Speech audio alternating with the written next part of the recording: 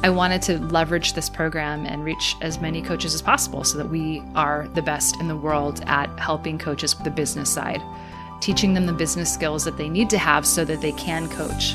Like, my goal is that we are the Olympic gold medal, the gold standard program, the best program out there, hands down. It can seem like celebrity entrepreneurs won the jackpot, but there's more to this story. Behind the blockbuster coaching programs, offers, and live events are stories of careful development, fixed mistakes, and strategy. On this season of the Coach Pony podcast, I'm sitting down with successful business owners to ask them, how do you build that? I'll talk to a wide range of coaches and leaders, digging into how it all started, what they learned, and what you should know if you want to play a similar game. And with that, let's get down to business.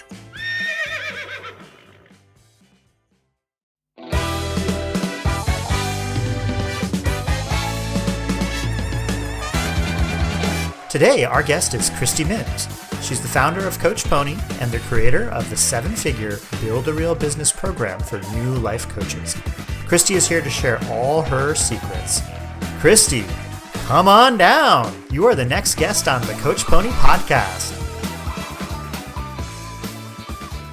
Welcome to season 4 of the podcast, and welcome back, everyone.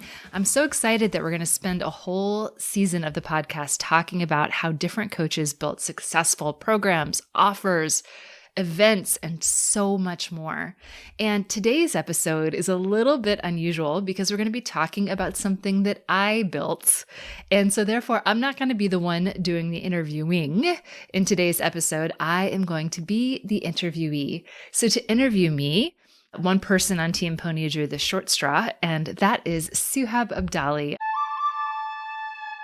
our CMO, CFO, and also not only is he a part of Team Pony, he of course is my husband as well. So he got pulled into this. So fun for him and fun for all of us. So hello, Suhaib. Way to join us. Hey, Christy, I'm excited to be here. All right. Today we're talking about how I built a 7-figure group coaching program, and it's called Build a Real Business, a program that helps new life coaches learn how to build a business full of happy paying clients. So Suhaib, I'm going to turn it over to you so we can talk about it. So let's go. Sounds great, Christy. Thanks for being here. I'm looking forward to interviewing you a little bit more, learning a little bit more about Build a Real Business and how you built it, what it's doing these days, and where you want to go in the future. So why don't we get started a little bit with the background? Can you tell me a little bit about the idea, the genesis of Build a Real Business? What were you thinking when you first created this or conceived of the idea? So for those of you that are new to the podcast or to Coach Pony is not my first coaching business. I have 2. One is called the Revolutionary Club, which is career coaching for smart people to find their passion. And then Coach Pony is the second one that grew out of the Revolutionary Club. Both businesses exist and run today. We run them both. They both have a special place in my heart. I got the idea for Build a Real Business a long time ago, actually. And I can remember I was living in San Francisco, so this was a long time ago, and I was learning how to build the Revolutionary Club. And I had really been struggling to find coaches and training programs and people that I trusted. This was back in 2012, so it's been a long time. And I had been in a couple of different programs, and I found each one of them, there's something that I was like, man, it's missing this. Or, oh, I wish it had this other component or something. And so I can remember I was walking on the street in San Francisco and I thought, I wish I could just teach this stuff. Like, I would love to build a program just for coaches. And I put that thought out of my mind at the time because I was a new coach myself. I didn't have any teaching business at the time because I was still building my own business and learning my way. But I never forgot that idea. So that was sort of the background. Yeah, that makes sense, Christy. And I kind of remember those days when your career coaching practice really started to take off and you were really kind of thinking about ways to expand your business, how you could get, more training, more coaching in order to facilitate that, to really kind of go to the next level. It kind of reminds me of I think there's an adage, and you probably know it better than I do, that we coach who we used to be. And I think this kind of speaks to that idea, right? This is the kind of business training that you wanted yourself at that time and you weren't really able to find necessarily. Yeah, exactly right. Exactly right. I was so overwhelmed in the beginning and I just wanted something simple. I wanted a real business. That's all I wanted. So when I went to parties and I went, friends chatted with me and asked me how it was going, I could be like, my business is great. It's doing so well versus, feeling bad about myself. So yes, 100%. If anyone listening feels that way, you're not alone. You're not alone. That makes a lot of sense. So that's kind of the background. And maybe that's a little bit of a hint to the name. As you said, that was your dream, right? To build a real, all capital letter, real business, hence the name of the program. So then what did you do to start getting it started when you started transitioning to Coach Pony and you started to think about a kind of program Coach Pony might be able to build? What were your next steps on making it a reality? Yeah, it's a good question. So I tabled Build a Real Business for a long time, actually years before I thought about it in any serious way. But two things happened that sort of spurred me ahead. One was Facebook opened up the newsfeed to ads in a really annoying way. And I was seeing all these ads aimed at coaches about building businesses. And you could tell just from the ad how sleazy some of these people were. And it made me angry. And the second thing was a lot of coaches started to ask me how I did it. And I was getting more and more requests for information. So I wrote a blog series for someone else and published it on another website. And then eventually I was like, let me just start a Facebook group and get going. And then within a few months, people in the group wanted more information than I had time to give just for free. And so we thought, okay, there's a need here for really some structured support. I've been thinking about this for a really long time. Now is the time to build it. I had reached a point in my business where I felt really successful as a coach. And I felt like I could teach, that I knew enough about what I was doing. I've been out there enough that I wasn't going to be someone in a multi-level marketing scheme just trying to sell coaching to coaches to make money, that I really had something to offer. Well, yeah. What I think is the most interesting about the telling of the tale is you kind of started this pretty organically, right? Like you were primarily communicating with your peers and people that you knew. Originally, you started with people that you knew personally, who were fellow coaches whom you might have known from masterminds or other communities.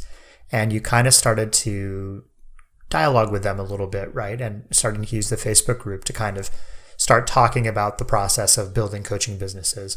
So, your first step wasn't to go out and buy Facebook ads and start to sell your practice, right? You really didn't have a program at this time. Really, you started the organic process of building a community. Is that right?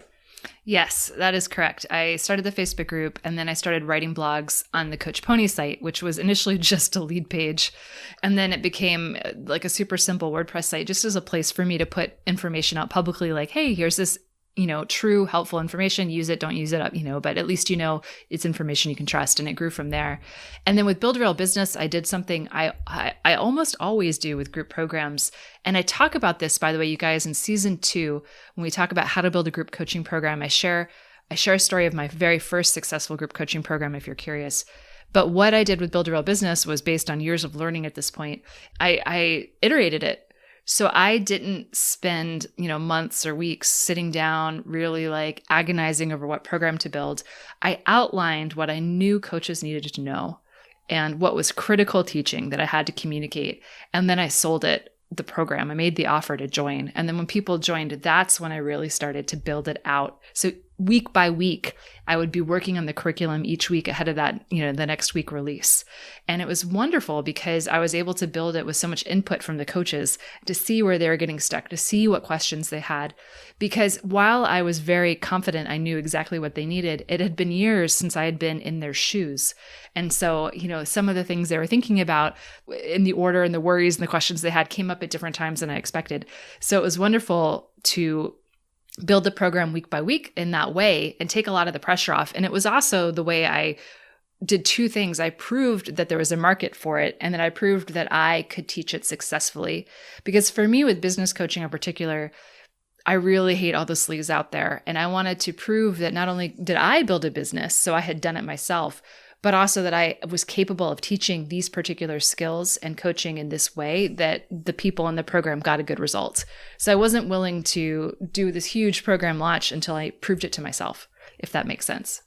Yeah, I think it does. And the word that kind of springs to mind is prototype, right? That you sort of built out this framework for the program. You would kind of outline the content areas that you wanted to focus on that you thought would be really valuable.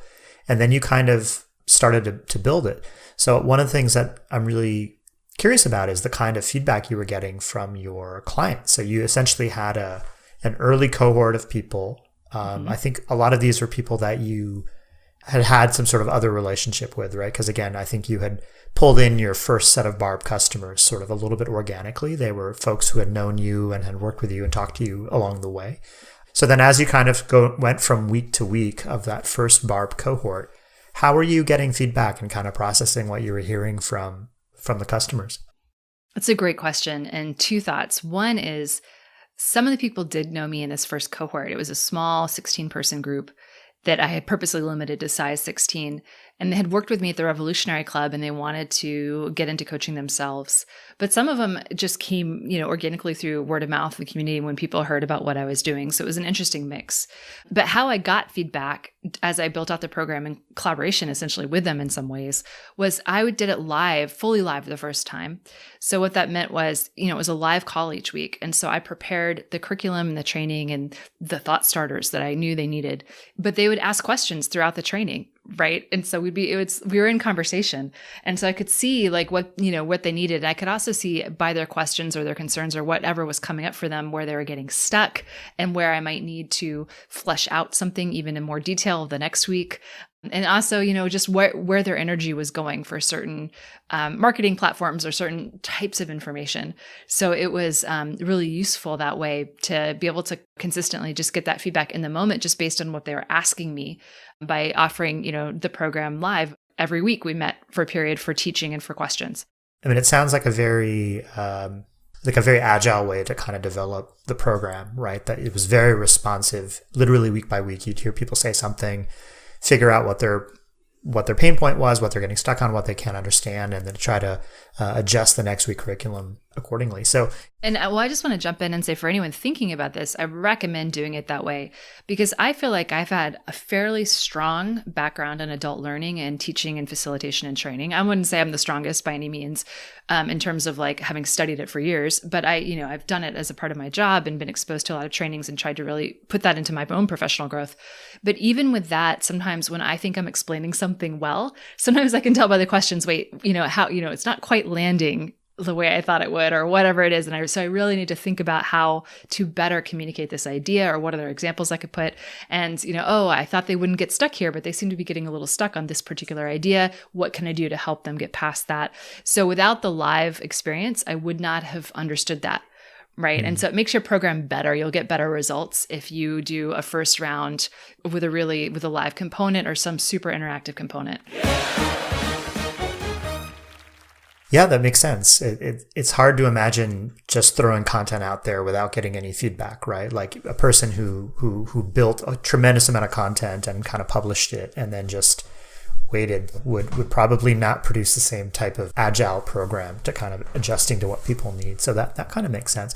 So then I guess if we keep thinking about kind of this early phase, so I'd like to know a little bit more about your goals or your intentions for Barb. So a way to think of it would be, what were you trying to build when you first started? And actually there's kind of multiple questions there, right? So one, I guess, what was your overall aspiration when you were thinking about Barb back then in your apartment in San Francisco?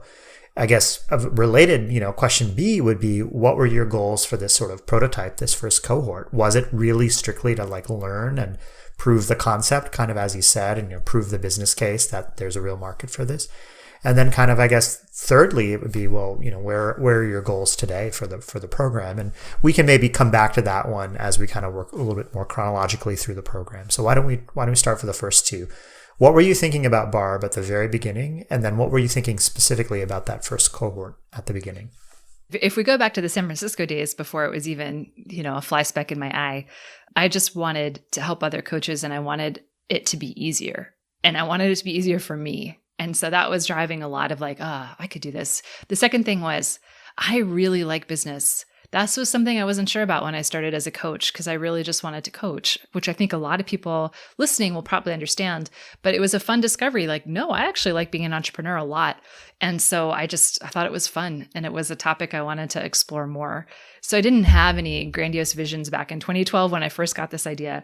But when we launched, and now my dates are going to get fuzzy, I'm going to have to go back and look. But, about 5 years ago, the Coach Pony side of things, and started to build this community and launch Build a Real Business.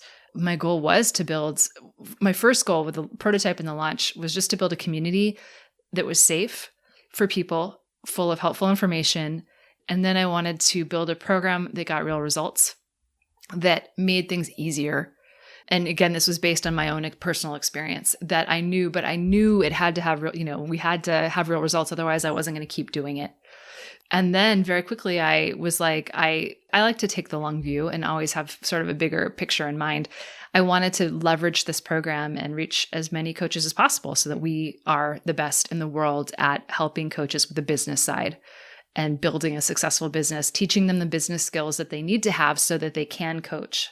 Like, my goal is that we are the Olympic gold medal, the gold standard program, the best program out there, hands down. And so that's, what we've been building towards since for forever. And we're never perfect, and we're never going to be perfect because that's unattainable, but we're going to try really hard to be as good as we can be. No, it makes sense. I know people don't become coaches to get rich. That's generally not the motivation that drives folks in that. And it certainly sounds like you had a similar outlook on what Barb could be, or what Coach Pony could actually be, right? That your goals were really around the content and the process of helping other coaches develop, rather than a revenue target, a customer target, or even, how many sessions you would run in a year. It doesn't sound like those were really at the surface of your thinking back at the beginning of all this. So. Not at all. I mean, the Revolutionary Club, took a lot of my time, and helping people with their careers was really important to me. I see this as an extension of that, right? Because as a coach, when you transfer into being coach, that's a huge career transition. So I'm still doing the same, still aligning with my purpose. I was so frustrated with all the crap out there. And so it had been really hard on me in the beginning. And so I just wanted to make it easier.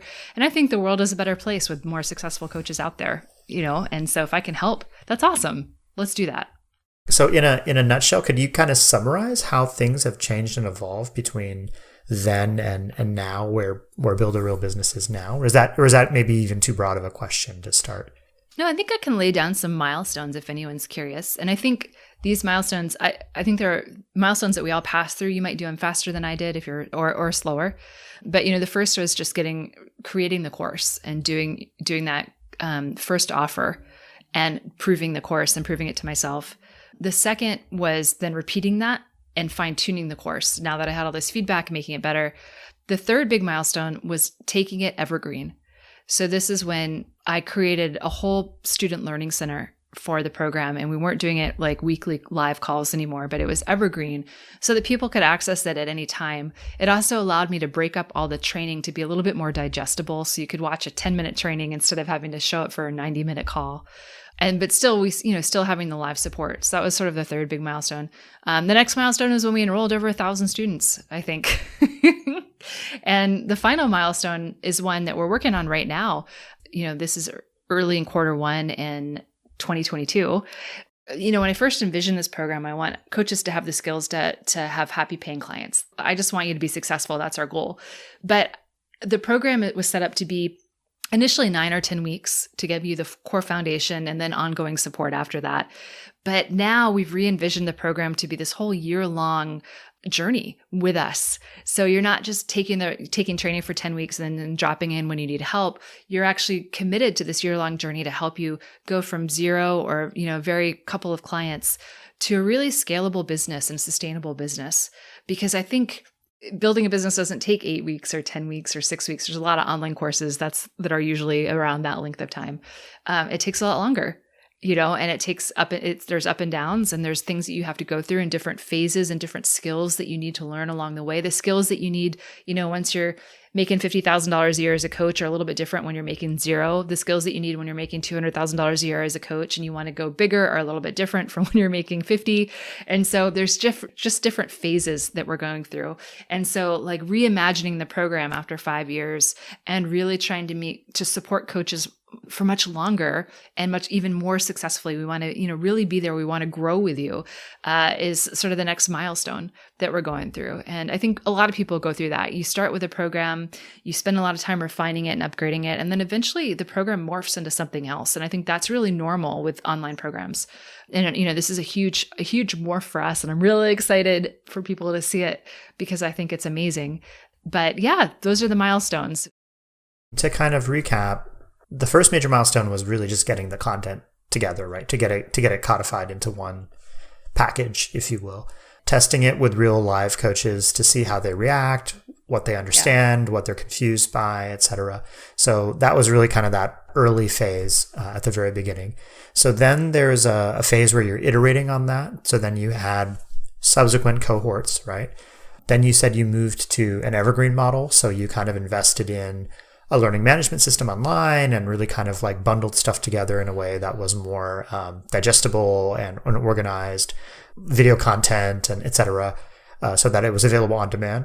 Yes, exactly. There was much more automation and infrastructure with that. Yeah. And then you mentioned a business milestone, which was having 1,000 clients, right? Which is like a lot of people through that one program. And then sort of this last milestone that you referenced, which we'll talk about a little bit more in a second, is this sort of like version 2, if you will, or maybe it's like version 9 actually, but like this major overhaul you're doing now to kind of expand the scope of the program out there. So it kind of sounds like those are the 5 major milestones that you articulated. So, I mean, I guess a bit of an offbeat question, but like which has been like your favorite? Which did you celebrate the most? Which one really made you feel like you're fulfilling your mission of helping people make a living out of coaching?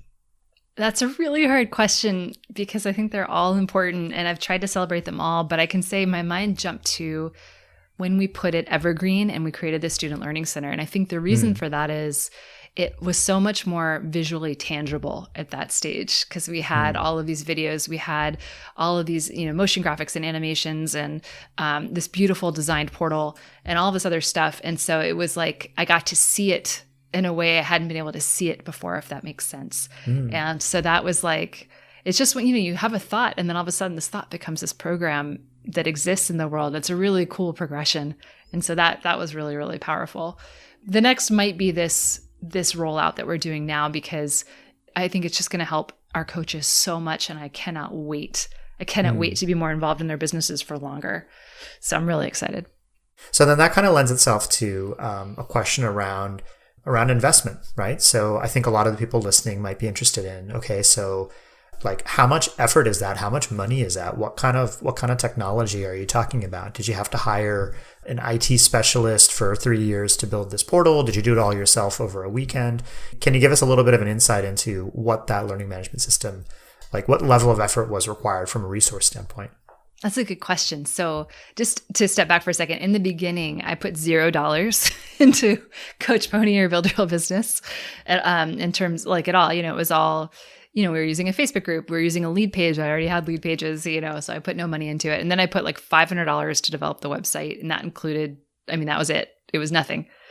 And the reason I spent so little money on that is because I was proving the idea. I wasn't exactly sure where we were going to go. And I always like to start that way. I always like to start the leanest, most agile way possible before I start all of this effort to hire, put infrastructure in place and everything, because I find that really works for me. It saves me stress and time and money. But for the infrastructure with Build Your Real Business, when we created its own WordPress site, so I had to invest in my developer. I had to invest in my designer to design the whole portal. We had to invest in some plugins for WordPress, like Wishlist Member, to create that protected experience. It was probably a few $1,000s to get the first evergreen version of Build Your Real Business out. I had a lot of technology already from the Revolutionary Club that I was using. So it's hard for me to break those things apart and give people a really, really good number. Also, in the intervening 5 years, there's been a lot of tools that have gotten better. There's Kajabi, there's Teachable, there's places like that where you don't have to do what I did and create all of this stuff on your own and connect it up through a variety of plugins. There's all-in-one solutions out there that are much, much simpler and probably in the short term, much cheaper. It was not the first time I had done anything like this, so I was comfortable building on WordPress because I built multiple programs that way. But, if you're new and you're overwhelmed by the tech, you don't have to go this route at all. You probably shouldn't. It's probably easier to do an all-in-one platform. But it wasn't that expensive because I had all these relationships with designers and developers and things like that. And, we laid it out and we tried to be conscious about where we were spending the money and what was worth spending money on. So the portal sounded like a huge effort and a huge milestone, as you mentioned, the thing that you're sort of, in a sense, proudest of amongst those different milestones, but also this enormous effort of technology and content kind of coming together. So if we think about where you are now and looking back, can you kind of identify a few areas or tips or topics that you would suggest to people who are kind of pursuing a similar path, who are trying to build an online group coaching program, something like Build a Real Business? What kind of advice would you have for somebody doing the same thing? Oh, I have so much advice. I could blather on for like 7 more hours, but if I'm trying to condense it down, I would say first, focus your offer. Really think about what you're helping people do and how the program works and have like sort of a really clear log line as to what you're doing. Second, focus your marketing. Don't try to be everywhere. Try to pick a marketing channel that's really going to work for you. And third is make it easy on yourself. My programs took years to grow, to iterate to what they are today. And if you look back at different successful coaches and you see their first effort at any program, it's usually does not look nearly as good or it's not nearly as helpful as their later renditions are. So I would say, give yourself grace and think about the simple ways you can test and agile ways you can test things out. The first Build a Real Business, that first cohort, it was just on Facebook. The videos were on Facebook. The materials were in Facebook. The community was in Facebook. We didn't even have a website at that point. What are easy, simple, low-cost things you can do to get the word out? Because what matters is the information and the support.